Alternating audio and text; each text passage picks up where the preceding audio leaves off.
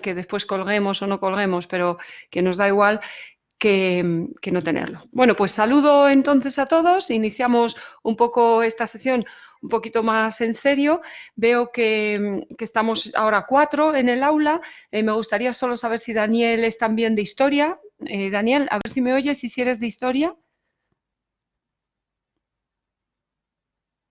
No le oímos a él. Daniel, cuando puedas me lo escribes en el chat, ¿vale? Si eres de historia o yo creo que te he tenido...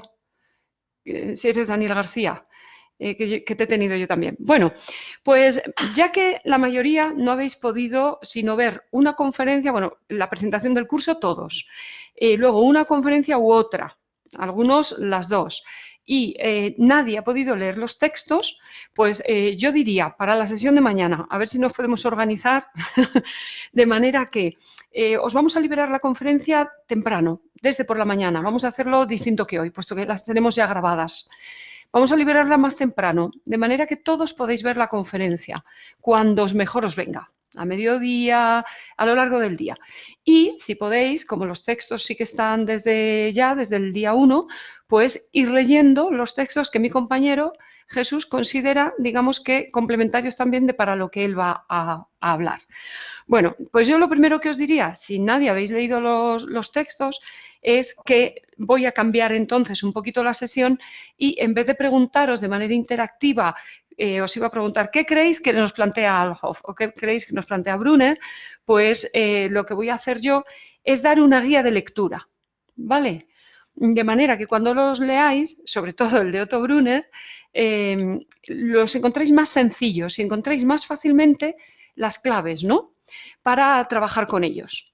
Si os parece, con eso hago una pequeña presentación y, por supuesto, bueno, en algunos momentos os preguntaré alguna cosa o siempre que queráis intervenir, pues podéis hacerlo. Y bueno, pues fijaros, yo empiezo. Tenemos dos textos.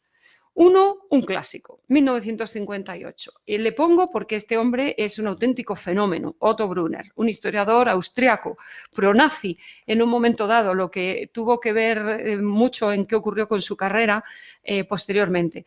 El siguiente autor, Gerd Alhoff, una persona contemporánea de la Universidad de Münster, que bueno, pues está retirado, pero hace poco tiempo. ¿Por qué a un historiador nos importa quién es a quien leemos? Esto os toca contestarlo a vosotros. ¿Por qué nos importa quiénes son los autores? Y por eso siempre yo empiezo por ahí. A ver quién se lanza. Me imagino que será por el punto de vista de cada uno de los escritores, ¿no? Que escribe cada artículo, las tendencias que tiene, la visión. Podría ser, no sé. Claro, nos importa por quién es una persona, por qué visiones tiene, qué tendencias, qué posicionamientos ideológicos, qué otra cuestión más nos podría importar. Además de las que ha dicho Cristina. A ver, Elena, Daniel, Raúl. Por el periodo en el que escribe. Muy importante. Sí. Sigue, sigue. Que yo creo que es por el periodo también en el que escribe. La sociedad en la que vives normalmente te influye a la hora de escribir o de tener una cierta percepción sobre los hechos, pasados o futuros. Perfectamente, por supuesto, ¿no? Y la última, que a lo mejor nos falta un poco, es de qué país es, desde dónde escribe también, ¿no? Cuando uno empieza a leer, a veces nos ponemos hasta a leer una novela y dices de pronto, pero ¿y este hombre qué machista es, no? Pero ¿la novela de cuándo es? Esa pregunta que te haces y entonces miras ahí esas primeritas hojas donde nos pone tal, o de pronto te pones a leer y dices, pero este tipo es súper anti-islamista o está muy en contra de los negros. ¿Y este de dónde es? Y miras, a ver si es de Sudáfrica, porque a lo mejor es de Sudáfrica, ¿no? En determinados años. Quiero deciros, la información que nos da quién es quien escribe, sea de hoy, de antes de ayer, o sea una fuente de época antigua o sea una fuente de época moderna, es crucial y desde ahí siempre tenemos que partir. Bien, entonces supongo que nadie sabe mucho de Otto Brunner ni de Gerd Alhoff y voy a decir de ellos muy poquito. Y fijaros, voy a empezar luego por el texto de Alhoff, así que Así que voy a empezar ahora por Brunner, pero después vamos a comentar primero el de Althoff para que lo veáis más clarito. Otto Brunner fue un historiador, nace en Austria y es nació en el siglo antepasado, 1898, pero vamos, es un autor realmente de todo el siglo pasado hasta 1982. Y él es experto en Baja Edad Media. Sin embargo, Althoff es experto en Alta Edad Media. La Alta Edad Media, por si alguno no es historiador, va hasta el siglo XII, digamos, del siglo V al XII. Eso es la Alta Edad Media. Y la Baja Edad Media, eso a veces se confunde un poquito, es el XIII, XIV y XV. Bueno, pues Otto Brunner era experto en época de bajo medieval y temprano moderna. Y él rompió con la historia más política, más académica, más historicista que se hacía en la Alemania del siglo XIX, que era tremendamente conservadora, y se interesó por las cuestiones de qué componía la nación alemana, la cultura popular. Le interesaba, por ejemplo, los temas de la violencia, la fuerza, el poder. ¿Quién tenía el poder más allá de lo que dice el derecho? El derecho puede decir aquí el poder lo tiene tal persona y el poder lo tienen a lo mejor grupos de clanes guerreros, o aquí el poder lo tiene el Estado, pero el poder lo tienen realmente unos cárteles de la droga.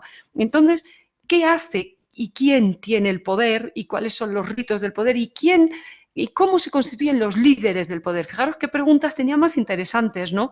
Entonces este tipo de inquietud de él, pero también de su época, le acercó, para mala suerte, para él, para su carrera, para su futuro, a los nazis. Él estuvo a favor de la invasión nazi de la zona austriaca y realmente su pangermanismo, su interés por la cultura del Volk, del pueblo, le acercó y le generó muchísimas simpatías dentro del mundo nazi. Su primera gran obra, la escribe en el 39 y se llamó Land und Herrschaft, territorio, tierra y Herrschaft, y poder.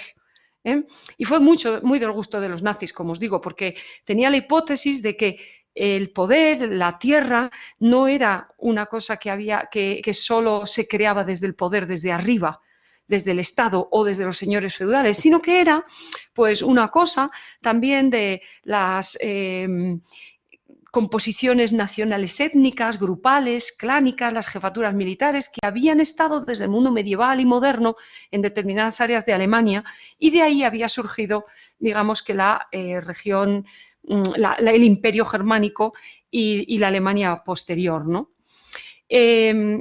Luego os menciono una segunda obra que fue en 1949, que escribió La vida rural, nobiliaria y el espíritu europeo. Y es una obra más de época moderna, intentando ver que estos planteamientos que tenían origen en la época medieval, pues seguían en época moderna. Y bueno, pues vamos a dejar aquí a Otto Brunner, porque después vamos a pasar a su texto. Fijaros, es interesante solamente que Brunner estuvo muy de acuerdo con Carl Schmitt. Carl Schmitt era un sociólogo, pensador, filósofo, historiador también, que fue muy pro-nazi.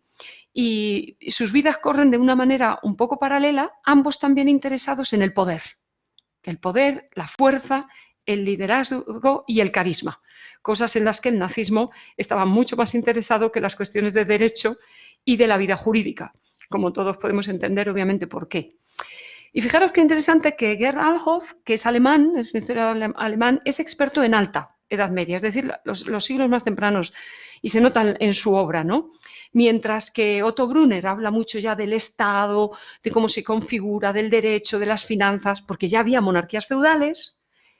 Tenemos al amigo Gerd Althoff, que sin embargo habla de un mundo muy primigenio de la Alta Edad Media, donde no hay casi reinos, no hay casi señoríos feudales, y entonces nos habla de lazos, nos habla de vínculos, nos habla de cómo se conectaba la gente. Pero fijaros qué interesante, os decía que él en su Universidad de Hamburgo fue alumno de Carl Schmitt. O sea que para encontrarnos a un historiador medievalista que tiene de pronto esta visión tan interesante, antropológica, de los lazos y de los vínculos feudales, de cómo se organizaba el orden feudal, de lo que yo he intentado hablar hoy un poco, ¿no? De por qué era tan importante lo ritual, por qué era tan importante estar en esas reuniones presenciales en las que estaban, pues desde a lo mejor todos los del pueblo, podía ser, no estoy hablando solo de la nobleza, hasta todos los altos nobles si eras un noble, pero si eras un aldeano, ¿dónde estaban todos los hombres que eran relevantes en la aldea, ¿no? Para decidir. Pues estas cosas del ritual y estas cosas de los vínculos. Veréis, Gerd Alhoff es, ahora ya es emérito, ya os decía, de la Universidad de Münster y luego de Bonn estuvo, me parece, eso no me acuerdo muy bien. Y es experto en la corte de los otones. Los otónidas fue una dinastía alemana muy temprana, del siglo X. Y bueno, a él le ha interesado este tipo de cosas, las formas no estatales, de cómo se organizaba la política medieval. Joder, allí también había política, pero ¿cómo era si no había Estado, ¿no?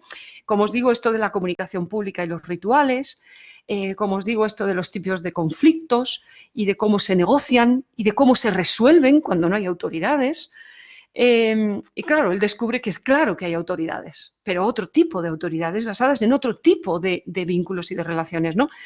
Y él trabajó mucho este concepto jurídico, que para nosotros, fijaros, ¿qué es la amistad?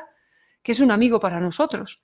Pues un amigo y un compromiso con un amigo es una cosa privada. Pero en el mundo medieval, la amicitia, lo pronunciamos amiquitia, con CI, la amistad era una institución informal, porque no estaba regulada por escrito, pertenecía a un mundo oral, pero una institución que regulaba las formas de relación de las personas, ¿no? Entonces, bueno, pues este es el tipo de mundo que trabaja Gerd Alhoff. Estos son los dos autores que tenemos entre manos, ¿vale? Me gustaría, no sé, si tenéis alguna pregunta sobre esta parte que he explicado. Si queréis intervenir, así no soy yo la única hablando, para que no os aburráis, ¿no? No, está todo muy claro por mi parte. ¿Sí? Sí. Vale. Elena, a Daniel no le oímos. Esperemos que nos esté oyendo. Supongo que está ahí porque nos oye. Daniel, ¿cómo se llega a la supremacía en los lazos de parentesco? Ah, muy bien. Perdón, sí, vale, Daniel. O sea, primero que nos oyes y luego encima que tienes preguntas, ¿eh? Fenomenal. Vamos ahora a entrar en ello, ¿vale? Y para eso se me ocurre que quizá para que no estemos tan a oscuras, vamos, y como no habéis leído el texto, yo os iba a ver, esperad un momento, que voy a ver aquí, compartir aplicación, compartir archivos. Voy a compartir con vosotros toda mi pantalla. Eso es, voy a compartir toda la pantalla con vosotros y a mí si alguien me dice que... Esperad un momento que llegue al fichero. Este está en máster. Veréis, he abierto el artículo de Alhoff que tenéis para leer. Y me gustaría saber si con un momentito, porque tarda un poquito en actualizarse en vuestra pantalla, se ve. No sé si alguien me lo puede decir. Perfectamente. Lo estáis viendo. Fenomenal. ¿Lo veis con un subrayado en amarillo? Sí. Bien, entonces estáis viendo lo mismo que yo veo. Perfecto. Bueno, pues yo ahora nos veo a vosotros, pero vamos a compartir aquí un momentito. Y la pregunta que yo os habría hecho, y si las dos personas que sí me habéis dicho que lo habéis leído, pues quizá podáis ayudarnos un poquito a, digamos que a contestarlas, después entro yo, claro, a contestar un poco más, es ¿cuál diríais que es la hipótesis que tiene Alhoff? ¿Qué diríais que nos quiere decir? No habéis leído su libro entero, no está traducido, me he traducido yo sus conclusiones, Family, Friends and Followers, y fijaros que es los vínculos, los bonds, los lazos políticos y sociales en la temprana Edad Media, en la Alta Edad Media, ¿vale? Early Middle Ages, pues es en la Europa de la Alta Edad Media, ¿no? En la Europa alto medieval, diríamos bien. Entonces, ¿cuál diríais que es la hipótesis del texto cortito que habéis leído? Elena o Raúl, que sí sé que lo habéis leído. ¿Qué creéis que es su interés? ¿Qué es lo que nos quiere decir aquí? Yo lo que he visto, además coincide que esto que está en amarillo lo he pintado yo también en mi hoja, así que estoy muy reconfortado por lo menos en eso. Enhorabuena, Raúl. Y yo creo que también lo has comentado tú un poco antes, que había efectivamente unas relaciones estructuradas y que un poco también iban en el plano vertical y también en el horizontal, una serie de compromisos. Tanto el vasallaje como luego de matrimonio y aparte de las jerarquías, pues lo que les unía entre las familias. Bueno, familias. Sí, familias. Bien, efectivamente, fijaros, el índice que tiene este libro, a lo mejor lo debería haber puesto, pero no lo he puesto, pues es, primero, grupos de parentesco, primer capítulo, tiene muy poquitos capítulos, ¿eh? Grupos de parentesco, entonces, el primero, segundo capítulo se llama grupos cooperativos, y son los grupos que se unen por pactos de amistad, por pactos de conjuración, y los gremios, cofradías y hermandades son horizontales.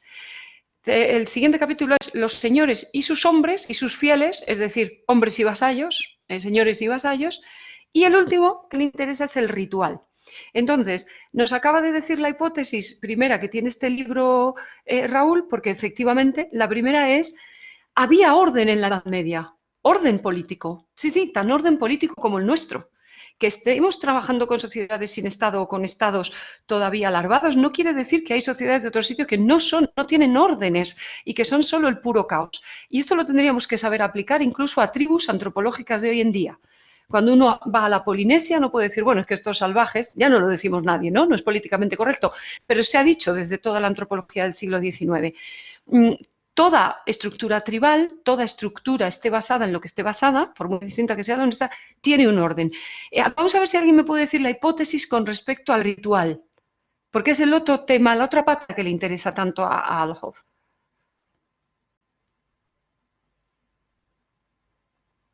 Supongo que es Elena quien va a tener que decir algo. No sé si sería capaz de desentrañarlo un poquito. Sí, es que estaba, porque quería hacerte una apreciación a lo anterior, lo que pasa es que ya has lanzado la pregunta y no me ha dado tiempo. No, hazla, ya ves, no importa, volvemos a la...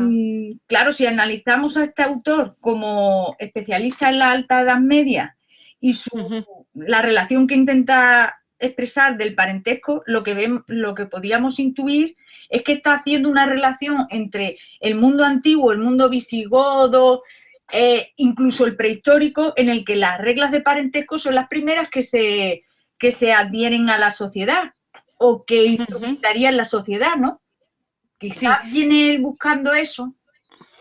Exactamente lo que plantea Althoff no lo amplía para todas las épocas, ¿no? Él estudia el mundo de la Alta Edad Media y entonces lo confina ahí porque si vierais su libro, aunque sus conclusiones son altamente abstractas y teóricas, como conclusiones que son, sin embargo es un hombre que es muy empírico también, por eso me gusta mucho, porque es capaz de trabajar con muchísimos casos en concreto que revisa, con muchísimas fuentes que las analiza tratados de amistad, analiza crónicas, analiza anales monásticos y tal, conoce muy bien las fuentes Althoff, y entonces lo pone en contexto. Por eso digo que él no se va a otros periodos. Pero efectivamente, para ir juntando también con lo que decía Daniel, nos encontramos con un sustento de la mayoría de las comunidades humanas que están fundamentadas en el parentesco, parentescos que pueden ser estructuras muy variadas, ya lo sabemos, ¿no? Desde politeístas hasta patriarcales, matriarcales, tenemos estructuras muy distintas, pueden ser también sistemas consanguíneos, de consanguinidad, pero por ejemplo, de ambas parentelas, pueden ser sistemas en los que pesa el parentesco del ascendiente masculino y del ascendiente femenino, o solo del masculino, parentelas en torno a la primogenitura masculina o no. Es decir parentesco no quiere decir que es una única estructura familiar, pero sí, Elena, que el parentesco es un primer sistema de organización que casi siempre viene dado. Lo vais a ver mañana también en el mundo de la prehistoria, aunque va a hablar Jesús más del territorio.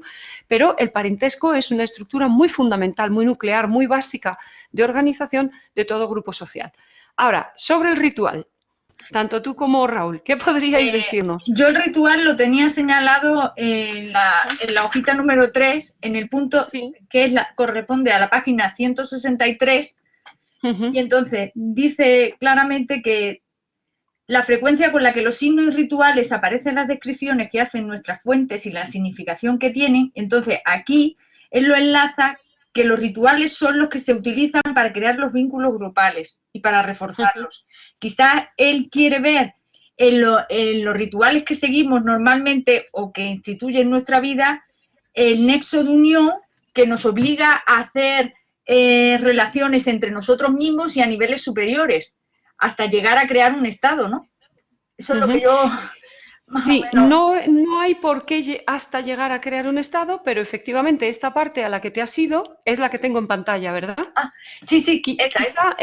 Claro, dice, quizá el descubrimiento más importante que presenta este libro sobre grupos de familiares, porque acordaros que se llama Family, Friends and Followers, de familiares, amigos y seguidores, es decir, de relaciones de parentesco, de relaciones cooperativas y de relaciones vasalláticas, es la frecuencia con la que signos y rituales aparecen en las descripciones que hacen nuestras fuentes y la significación que tienen. Él lo que nos viene a decir es que en sociedades donde las relaciones son personales, en sociedades donde las relaciones son informales, es decir, no están formalizadas por códigos legales. Hay códigos legales, pero no es el derecho y el Estado que se salvaguarda y respalda ese derecho lo que legitima las posiciones de los sujetos. Las comunidades y los sujetos, necesitan un desarrollo altísimo de rituales y de ceremoniales. Y ese es el segundo acento de este libro, que está tan claro en sus conclusiones. Estas cosas que para nosotros siguen siendo pues hasta importantes, llegar y darse la mano, o llegar y saludarse o no saludarse, o levantarse al votar o levantarse y debatir en un debate parlamentario. Estos rituales que para nosotros han quedado como meros actos simbólicos eran claves en el establecimiento de lazos en sociedades donde los estados no garantizaban o legitimaban las posiciones de cada uno de los sujetos, ni siquiera de los colectivos. Y esas posiciones no se saldaban siempre por la guerra, ¿vale? Siempre pensamos que solo se podían saldar por conflictos. Por supuesto había conflictos y por supuesto muchas veces abiertos en guerra, pero también había sistemas de negociación y de settlement, de asentamiento, de articulación de conflictos, es decir, de apaciguamiento de conflictos que estaban rutinizados, que estaban organizados, ¿vale?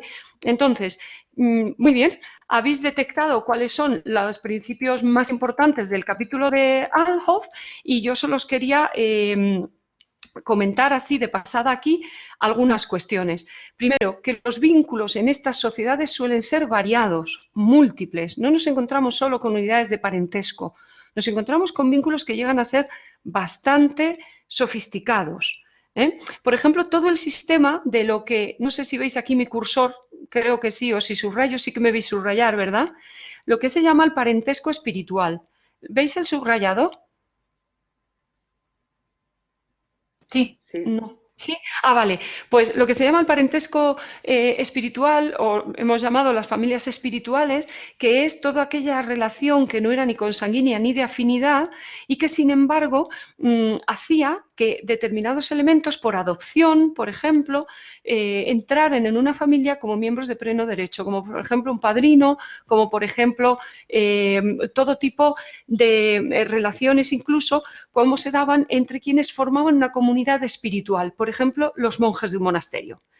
Y esto era, o por ejemplo, los confratres, los hermanos de una cofradía, que se nos ha quedado todavía cuando esas cofradías o peñas que nosotros tenemos todavía en la vida de nuestros municipios y pueblos, ¿vale? O, por ejemplo, otro sistema muy complejo es el sistema de la conjuración. La conjuración, lo he puesto aquí entre paréntesis, eran pactos juramentados entre miembros de una comunidad o de varias comunidades con unos objetivos concretos.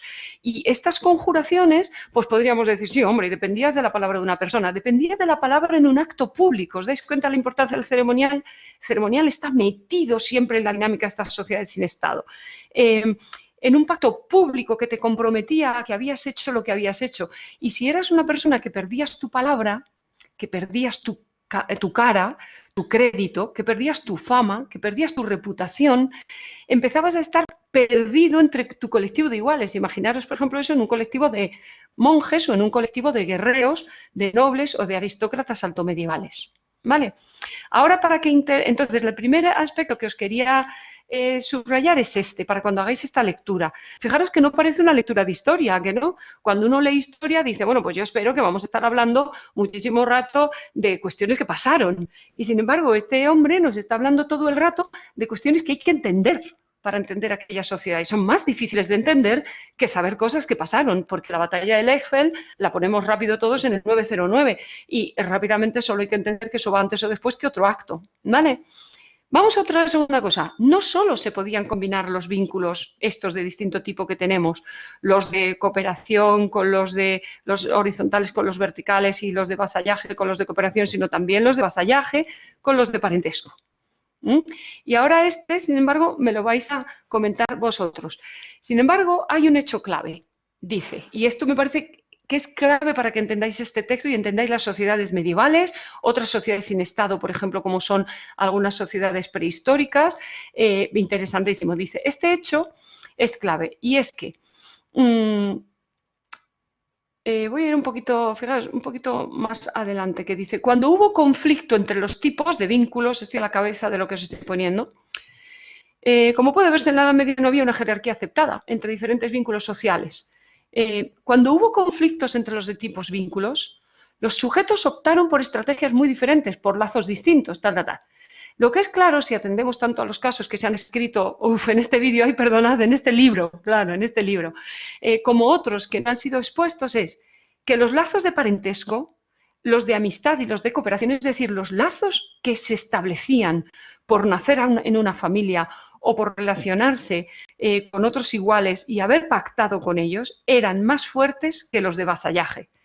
Fijaos qué interesante, porque son los de vasallaje los que articulaban el poder del conde al castellano, es decir, del rey al duque, del duque al conde, del conde al marqués, del marqués al castellano bajo señor de su señorío, o de su castillo en ese caso. Si esos estaban por detrás de los otros, imaginaron la de interferencias que tenía la organización del sistema, lo poco funcional que era el sistema, digamos, político medieval.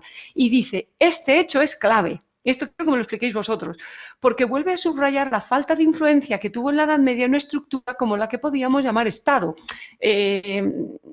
Lo llama Estado entre comillas, vamos a decir, por ejemplo, los reinos feudales, ¿vale? Un reino feudal o el emperador, el rey o el duque, el conde, el duque de Normandía, por ejemplo, el conde de Castilla. En caso de conflicto entre sujetos con poder y oficiales de ese Estado, del conde, del duque o del rey o del emperador, fuera este Estado, el de los reyes, duques o condes, los que podríamos llamar lazos privados, es decir, los de tus parientes, los de tus conjurados, se anteponían a los territoriales y personales de vasallaje. ¿Qué creéis que implica esto en el poder medieval?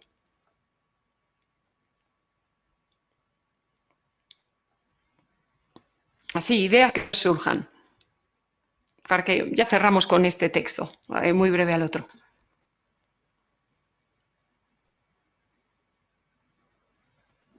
A mí lo primero que me dice es que tendrían que haber conflictos casi permanentemente por culpa de estos intereses. Una altísima conflictividad, ¿no? Una alta conflictividad, porque hay muchos lazos o vínculos de tipo horizontal que se colocan rápidamente por encima de los de vasallaje, pero no solo, sino por encima de lo que nos pone aquí, de los territoriales, ¿vale? Es decir, el derecho territorial del rey sobre el territorio quedaba por detrás de los vínculos horizontales. Efectivamente, implica, en primer lugar, muchísima conflictividad y, en segundo lugar, ¿alguna otra cosa que queráis decirme, por ejemplo, de qué puede significar que esto no fuera tan fácil que se produjera, que el rey, desde el rey hasta el señor del castillo, esa pirámide fuera tan fluida? ¿No? Que habría incluso conflictos de poder, porque aquí podríamos estar viendo claramente las luchas por el poder que podrían estar sucediendo, ¿no? No sé si me he explicado bien. Luchas por el poder. Voy a decirlo un poquito de otra manera, no quiero pasarme de las 7 y entonces me gustaría, voy a cerrarlo un poco más, pero sí, va un poco por esa línea. Por un lado, es una sociedad con una gran conflictividad, pero es una sociedad donde, para entender la forma en la que se construyó el Estado moderno, la forma en la que se construye el Estado desde finales del siglo XV, estamos hablando de época de Reyes Católicos, estamos hablando ya de Carlos I, por ejemplo, en Castilla, que os pilla más cerca, pero de Francisco I en Francia, ya la época de Eduardo VIII para Inglaterra. Para entender la construcción de esos estados tenemos muchísima complejidad, porque no solo hay que entender cómo se construyó la vertiente vasallática vertical, si el rey tenía más poder o si no, si los nobles tenían más poder o no, si los nobles podían controlar sus castellanos, es decir, la vertical, sino también la horizontal. Tenemos que entender, por ejemplo, y hacer unas redes de relación entre los familiares y entender los niveles de organización horizontal, por ejemplo, entender un organismo tan complejo como la ciudad, que solía ser una comuna, es decir, unos lazos horizontales entre los iguales de la oligarquía de la ciudad, para comprender por qué cada región y cada zona, cómo construyó sus distintos estados en unos lugares y otros, y por qué Europa tiene un patrón muy parecido, que es lo que ahora nos cuenta Otto Brunner, esto nos lleva a él, un patrón muy parecido en toda la evolución general europea, pero una situación política muy fragmentaria en la que cada modelo político fue muy distinto. ¿Entendemos eso? En Alemania jamás consiguió el emperador ser sucesorio, tener derecho de sucesión dinástico, y fue siempre electivo. Sin embargo, en Castilla el poder absoluto se construye de la mano de la Iglesia, de la mano de la Inquisición, y se hace una monarquía católica.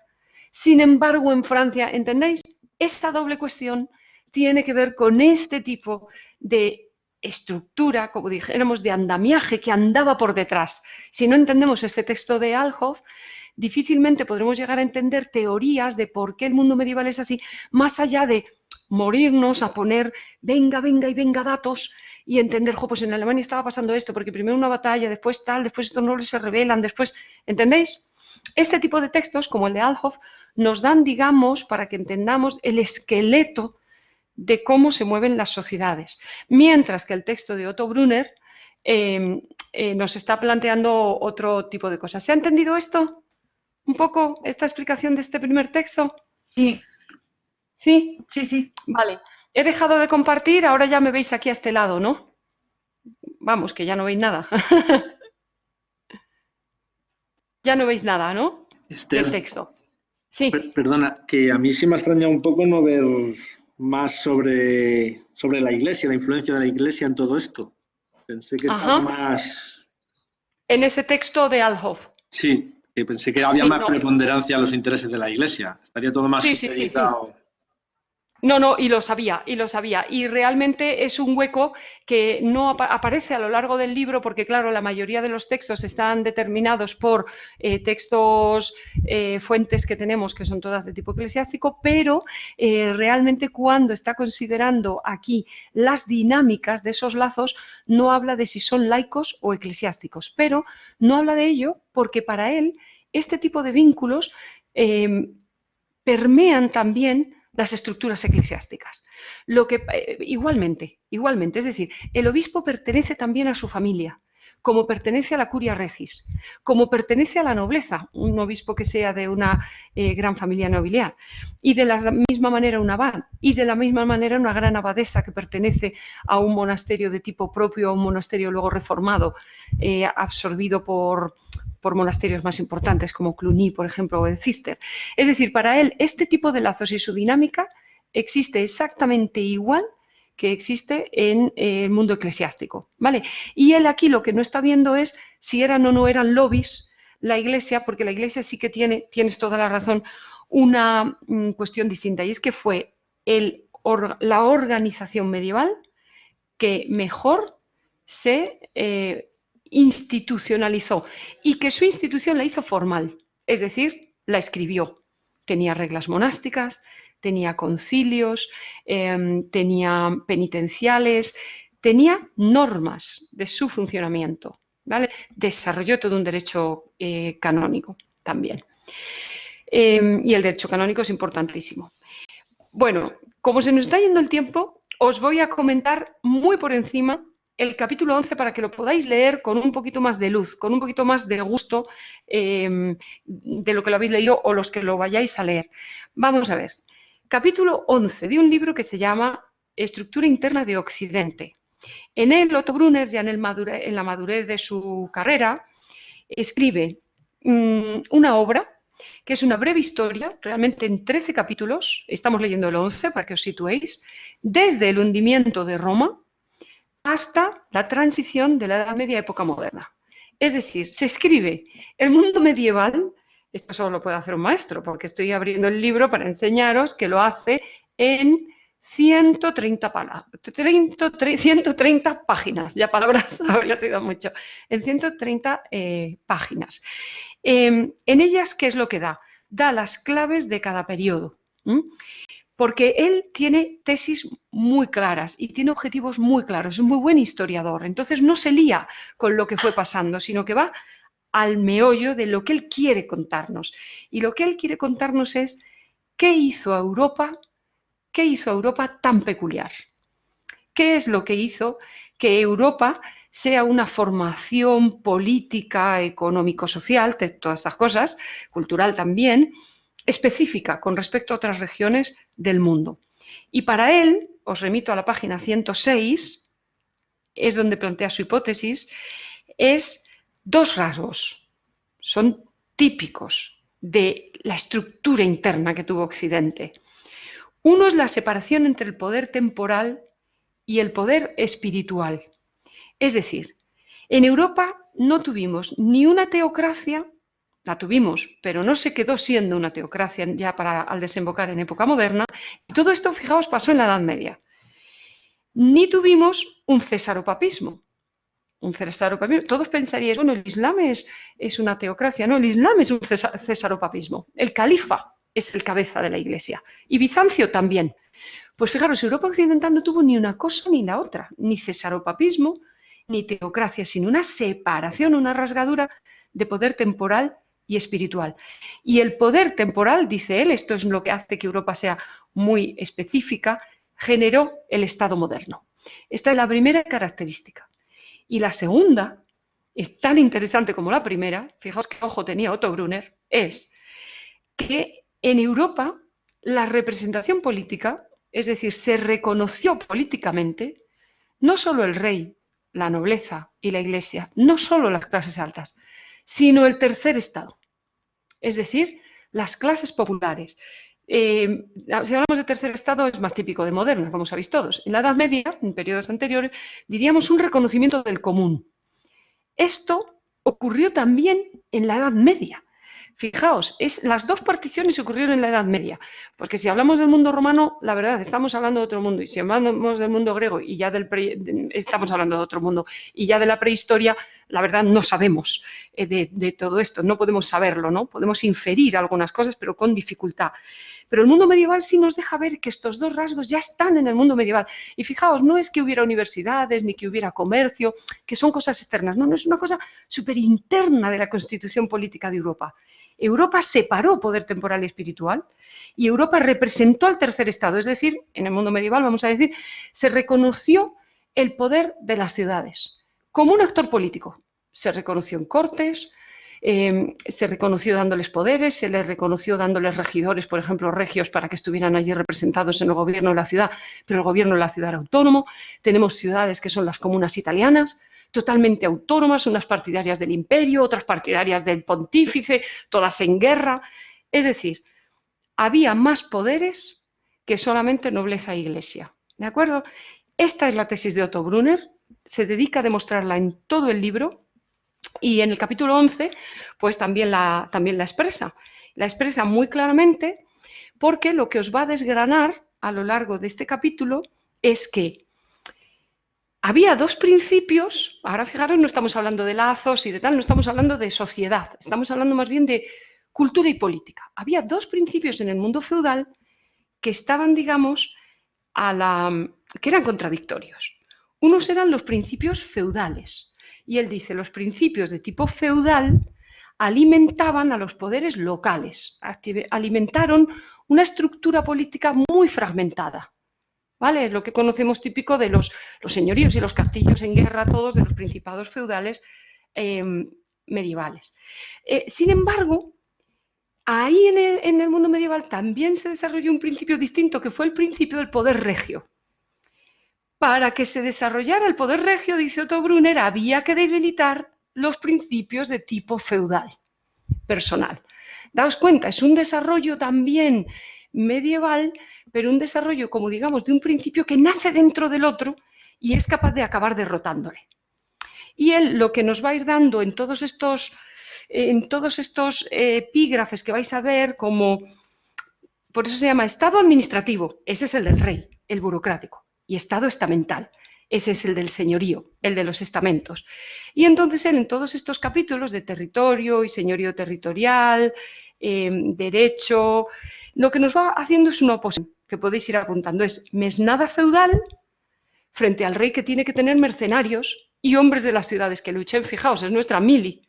Es decir, o el poder central tiene recursos militares autónomos o dependerá siempre de su nobleza. Entonces, mesnada feudal frente a mercenarios y poder de las ciudades y hombres de las ciudades que están con el rey.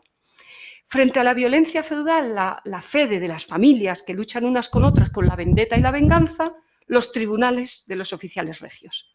La paz del rey, ¿vale? La pax regis, la paz del rey. El rey impone la paz en el territorio y con su poder militar es capaz de decir yo impongo la paz y el que está en contra puedo ir contra él y puedo poder contra él, ¿vale? Dos elementos. Frente a jurisdicción señorial, nos dice Otto Brunner, jurisdicción territorial. Vamos a ver lo del derecho, vamos a volver en un momento, ahora mismo.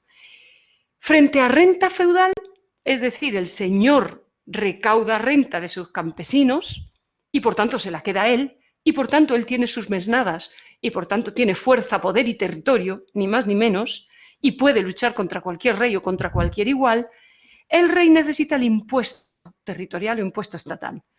Y para eso tiene que ir quitándole renta feudal a los señores feudales. ¿Os dais cuenta de las oposiciones? Con ese impuesto estatal paga sus ejércitos. Con ellos impone la paz del rey.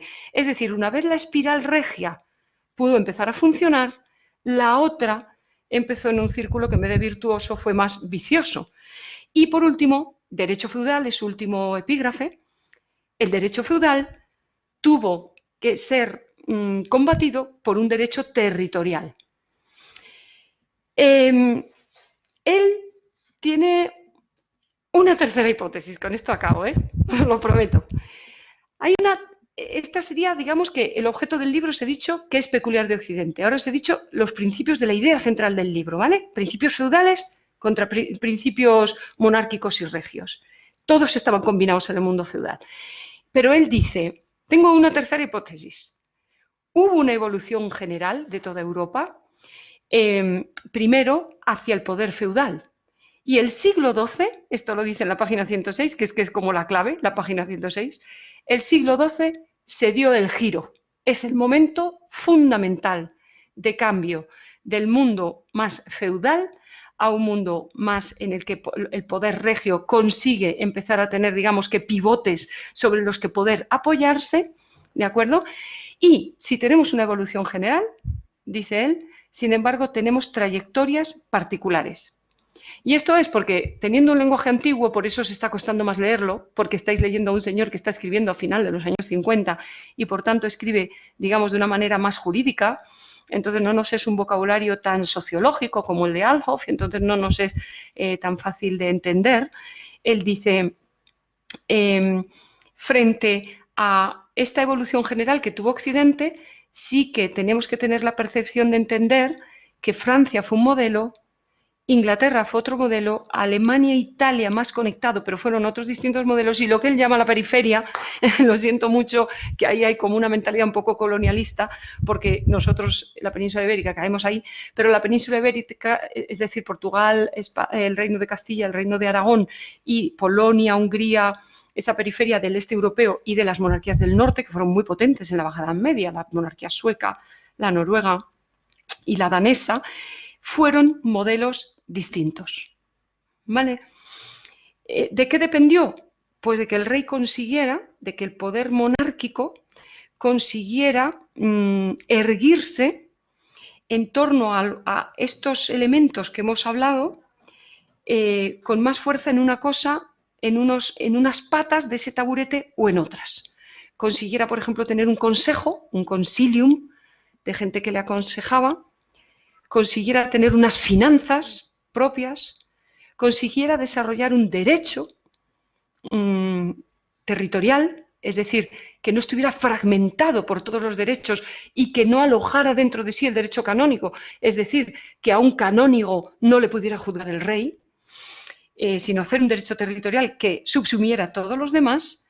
Y por último, tener una burocracia, por eso lo llama Estado administrativo, unos oficiales, unos hombres empleados y reclutados por esa corte regia. Es decir, poder constituir una corte regia. Solían ser miembros de lo que se llamó una baja nobleza o miembros de unas oligarquías o élites urbanas. Y ese se convertía en un personal del rey que tenía oficio, pero no poder, como tenía la nobleza, que va teniendo poder, que tenía poder, pero va dejando de tener oficio. No del todo. Tengo que reconocer, o tenemos que reconocer, que las cosas son mucho más matizadas, pero bueno, por conseguir, digamos, daros un panorama que os permita leer el artículo de Brunner con más aprecio, porque es verdad que se hace más duro, con más aprecio y con un poco más de entendimiento, ¿vale? Pues bueno, yo por mi parte lo puedo dejar ahí. Me gustaría, si queréis comentar alguna cosa o queréis hacer alguna pregunta o alguna cosa de quienes sí que habéis podido leer a Brunner, o bueno, o de toda la sesión en conjunto, yo lo que como vosotros veáis ahora.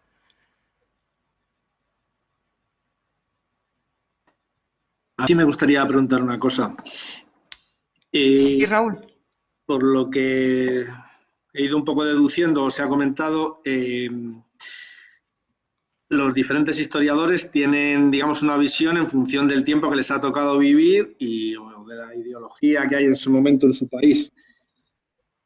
Me imagino que eso, con el paso del tiempo, también estará bastante supeditado al tema tecnológico. Quiero decir que los hallazgos que se hacen ahora y los análisis que se hacen ahora modificarán un poco también el tema, digamos, son los planos un poco más subjetivos en ese sentido.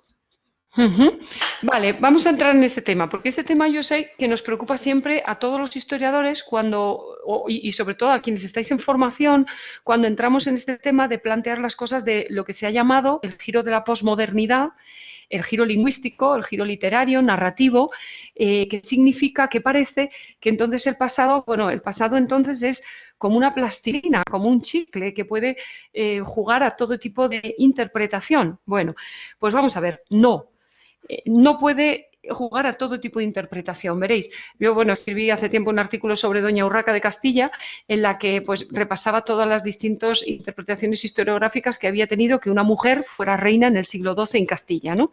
Desde la interpretación que dio el clero de su época, de que las mujeres con carácter mudable, enredonas, sibilinas, etcétera, etcétera, no podían ser reinas, puesto que entonces el reino estaba al albur del carácter femenino, hasta las interpretaciones que damos hoy en día. ¿Qué hemos, por ejemplo, fijado y no puede no fijarse? Que Doña Urraca reinó 17 años. Y que reinó pues desde abril de 1098, y fue así, no pudo ser de otra manera, hasta 1126, cuando murió en octubre de, no me acuerdo exactamente, 1126. Bien, eso no podemos decir, como dice Flores, y pasando por encima, porque es Flores, el padre Flores, pues es un eclesiástico del siglo XVII al que posiblemente la reina Doña Urraca no le podía caer muy simpática, y entonces pues dice, la reina Doña Urraca que estuvo solamente un par de años en el trono. Bien, ¿estuvo solo un par de años porque lo dice Flores? Y claro, pues interpretó según su época, o estuvo 17. No, Raúl, estuvo 17. No estuvo un par, ni 22, ni 25. Ese es el ring de lo fáctico en el que juega la historia. Y eso es lo que nos diferencia de la novela. Yo no puedo escribir sobre el pasado y sentarme en casa e inventármelo. Me tengo que ir a los archivos, me tengo que ir a las excavaciones, me tengo que leer lo que han escrito los demás. Y el historiador falsario es el que juega y estira los datos, es decir, el nivel, digamos, factual, donde no es. Y en este sentido, Raúl, tienes razón. hemos avanzado. Hemos avanzado tecnológicamente mucho.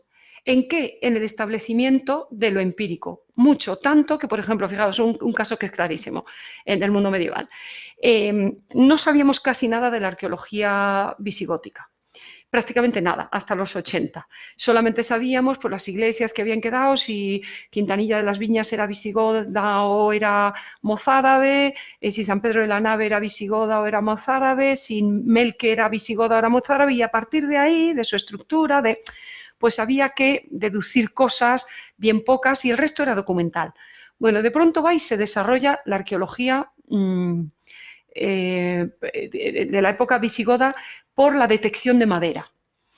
Bueno, ahora mismo se detectan los postes de madera en el territorio y se detectan pues con tecnologías que son muy sofisticadas, desde algunas que son solamente arqueología aérea, de vistas a vista de pájaro aérea, hasta lo que se llama la arqueología medioambiental, que puede hacer análisis de tierra y entonces hemos sabido que todo lo que se llamaban los campos góticos, que decíamos, pero bueno, si las ciudades más importantes de la Sevilla visigótica son, del reino visigótico, fueron Sevilla, Toledo, Tarragona, y en la Septimania, pues a lo mejor la zona de Carcasón.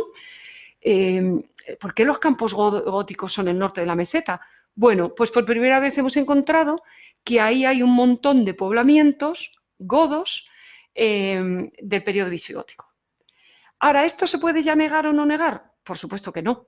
Ya no se puede negar, ya sabemos eso, y entonces lo que hemos hecho es como poner otra piedrita dentro de lo fáctico. ¿Te das cuenta? Ahora, del nivel de lo fáctico al nivel de lo analítico y lo interpretativo, ahí sí nuestras preguntas pueden ser muy distintas, sí nuestras capacidades de mirar al pasado pueden ser distintas y desde luego nuestras miradas solo pueden ser distintas al pasado, ¿vale? Tenemos que distinguir esos dos niveles. Lo que podemos establecer, y ahí la tecnología y el ir sabiendo más es clave, descubrir nuevos documentos o crónicas o hacer relaciones que no se habían hecho, y el nivel interpretativo y analítico, que sí es el que, desde unos parámetros católicos harás uno, y desde unos parámetros del siglo XVII, como el padre Flórez, harás unos, y desde el siglo XIX, como el padre Berlanga, harás otros, y desde el siglo XX, como un experto alto medieval, por ejemplo, Iñaki Martín Viso, actualmente un buenísimo historiador de Alta Edad Media, pues hará lógicamente otros, ¿vale? Muchas gracias. Sí, vamos a seguir, incluso si queréis más bien charlar. Veo aquí que Daniel dice, en mi opinión, el ritual antes de escribir los estatutos y los tratados era lo que legitimaba a los miembros, vasallos y reyes. Sí, sin ninguna duda. No hay ninguna duda de que el ritual, lo que nos cuenta claramente Gerd Alhoff, es que los rituales en público ya muchas veces eran muy funcionales, es decir, no había grandes conflictos, aunque todo ritual, ojo, que eso lo ha dicho otro historiador muy interesante que ha trabajado dinámicas de, no me acuerdo su nombre ahora, pero su apellido es Drago, es francés, no me acuerdo de su nombre, ha trabajado sobre rituales para decir que el ritual era un momento, digamos, siempre de estar en ascuas, porque no se sabía si ese ritual se iba a producir del todo. ¿Vale? Es decir, si toda la gente en procesión yendo, dando 3 golpes a la puerta, abriendo la puerta del Vaticano para que fuera Año Santo, si eso se iba a producir. Cuando todo el ritual se producía, quedaba de nuevo legitimado ese orden por todo el público que había estado allí, desde clero y papa hasta nobleza, hasta pequeños miembros del pueblo, ¿no? Y eso es lo que hacía a todo el mundo que quedara tan legitimado el orden, porque los participantes hacían que hasta gente del común estuviera representado, es decir, los débiles también legitimaban ese proceso. Pero el ritual podía no producirse. Por eso era un proceso de enascuas, porque algo o alguien podía interrumpirlo y si no se producía era voluntad divina. Quiere decir que algo podía ser roto y entonces el ritual tenía un momento performativo muy importante. Pero evidentemente lo que nos dice Geraldhoff aquí, por eso su texto es muy interesante también, es que había muchos procesos de negociación y de tanteo, de consenso, de lo que se llama en alemán la Willenbildung, la construcción de la opinión. la construcción del consenso. Es decir, había procesos en los que claramente estos elementos que luego iban a formar parte del ritual, estos participantes en el ritual, habían ya acordado sus posiciones en ese escenario, ¿no? Y se hacía por momentos que él llama privados. No me gusta mucho lo de privados, siempre lo pone entre comillas, porque entre lo privado y lo público pues no había tanta diferencia. ¿Alguien más que quiera comentar? Y vamos a ir cerrando para tampoco cansaros. Tenéis que leer cosas, tenéis que seguir. ¿Alguien más que quiera comentar alguna cosa o del texto que no se ha entendido o a raíz de la conferencia de ayer o de hoy? Bueno, yo la de ayer a lo mejor puedo intervenir menos, pero sí, también. También porque también estuve. Yo hay otra frase que sí que me gustaría, no sé, que comentaras un poco del texto de Alco. Y vamos, me ha llamado la atención porque dice que parece importante concluir diciendo que muchas normas de comportamiento son constantes, antropológicas, simples, que siempre se hallarán en las sociedades humanas. Que parece que, aunque nos empeñemos en conocer la historia bien o algo, que hay determinadas cosas en las que siempre vamos a caer porque son intrínsecas a nosotros, vamos. Y Raúl, ¿y tú con eso estás de acuerdo, por ejemplo? ¿O estarías en desacuerdo? Dirías, el contexto histórico creo que no hace que haya nada antropológico que realmente... Pues sí que parece, que además también por aquí lo comenta, que hay cosas que siguen sucediendo, pues eso, que son intrínsecos a la raza humana, vamos, por decirlo de alguna manera. A la especie. ¿Qué opináis los demás? ¿Los demás pensáis que todo lo humano, como os he dicho antes, fijaos, incluso el parentesco, ¿sabes? Cuando decimos, el parentesco es una constante en todas las sociedades, digamos, premodernas, vamos a llamarlas preindustriales. Bueno, pues mirad, esa es una constante humana. Sí, ya, pero el parentesco es tan diferente, tiene unos rasgos tan distintos en unas sociedades de en otras que la frase anterior queda casi sin significado. El parentesco es muy importante en todas las sociedades. Bueno, ya, pues sí, pero en unas es agnático y pesa solo el hombre, en otras es connaticio y pesan los hombres y las mujeres, en otras es de primogenitura, en otras es de cogermanos, es decir, todos los hermanos tienen peso en la herencia, en otras es, por ejemplo, endogámico, en otras es exogámico, es decir, no se casan los miembros del mismo grupo. ¿Qué pensarían los demás? Ya que Raúl ha expuesto su opinión y es un tema muy interesante. A ver, Elena o Cristina, que sé que pueden hablar, ya veo que hay más gente. Yo opino que el parentesco sí tiene relación, lo único que el parentesco va a influir el entorno social en el que el individuo se mueve, porque para todos es igual de importante unas relaciones de parentesco que otras. En la sociedad actual, por ejemplo, es mucho más importante el núcleo formado por el matrimonio y los hijos que incluso el que formarían con los padres.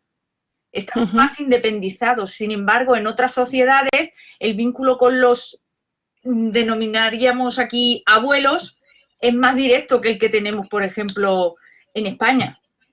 De los años, por ejemplo, 50 o 40, en el que los abuelos vivían con el matrimonio, hemos pasado a querer estar casi solos.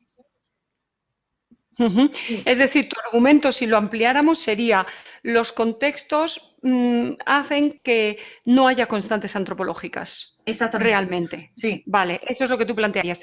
Mira, yo ahí, Raúl, creo que, vamos, hay debate y precisamente esto es lo que hace la historia bonita y precisamente esto es lo que a mí me gusta resaltar cuando siempre os estoy diciendo que atendamos a la historiografía y que atendamos a los autores, que es, en historia hay opiniones distintas y la historia se hace conociendo el pasado con esas cosas que acabamos de hablar ahora, de tener más tecnología, tener más conocimiento objetivo de cuáles fueron los hechos, pero luego sobre todo se hace con opiniones en debate con otros.